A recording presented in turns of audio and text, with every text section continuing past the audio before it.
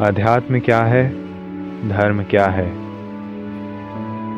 अध्यात्म शब्द सुनते ही हमारे मन में मंदिर, मस्जिद, तीर्थ स्थल और भगवा पहने हुए साधुओं का चित्र घूमने लगता है।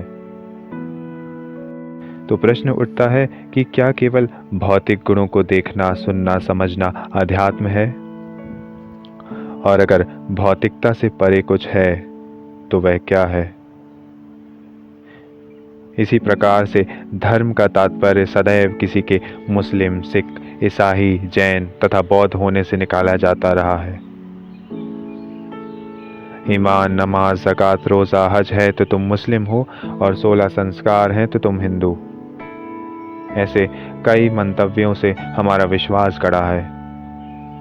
इस तात्पर्य ने धर्म का मर्म भले ही ना सिखाया हो, किंतु मनुष्यों के मध्य एक दीवार अवश्य खड़ी कर दी। हिंदू कहता है ज्यादा जोर से अजान मत दो, कार्य में बाधा आती है। तो मुस्लिम कहता है तुम ज्यादा जोर से भजन मत बजाओ, हमें भी परेशानी होती है।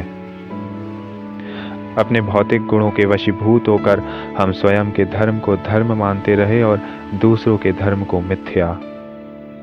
कहते हैं कि हम जो भी पाते हैं स्वयं अपनी बुद्धि के अनुसार पाते हैं। कहते हैं कि हम नियति में अपनी बुद्धि के अनुसार निमित्त बनते हैं। देहात्म बुद्धि और अध्यात्म बुद्धि।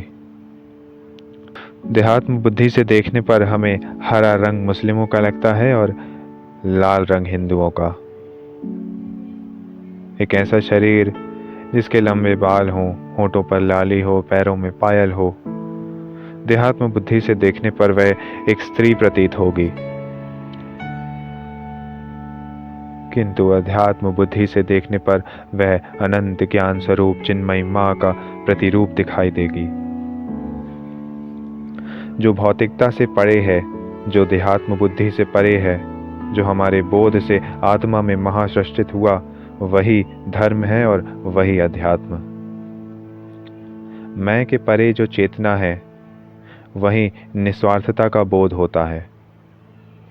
यदि तुमने जो कुछ भी सीखा है उसमें किंचित मात्र भी निस्वार्थता है तो उसे प्रकट होना होगा। स्वयं ब्रह्मांड, स्वयं ईश्वर उसे प्रकट होने में सहायक होंगे।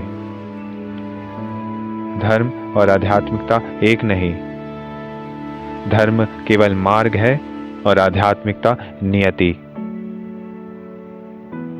हम इसे ऐसे समझ सकते हैं कि धर्म एक पेड़ है और आध्यात्मिकता उस पेड़ पर लगा फल। कृष्ण ने अर्जुन को कहा था कि सर्वधर्मेण परित्यज्य मामेकं शरणं व्रज, अर्थात संपूर्ण कर्तव्य कर्मों को त्याग कर मुझ निर्विकार ईश्वर की शरण में आओ। यहाँ पर मेरी शरण का मतलब ना ही धर्म है और ना ही अध्यात्म। यहाँ पर मेरी शरण का मतलब है वह अभौतिक चेतना जो एक विश्वास, एक मत में स्थिर है। वह अभौतिक चेतना ही धर्म है, धर्म ही अध्यात्म है, अध्यात्म ही अनुभूति है और अनुभूति ही जीवन।